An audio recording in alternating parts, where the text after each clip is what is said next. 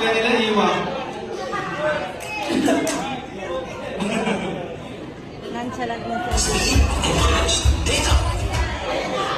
Ano sasayuin yung kapakyarihan? Turuan ko kayo ng steps, guys. Huwag mo nang kapakyarihan. Turuan ko kayo ng steps. Apat eh. Apat eh, kasi apat sila. Magkano? Huwag magkano, huwag ko lang gawin to, magkano. Actually, stop dance talaga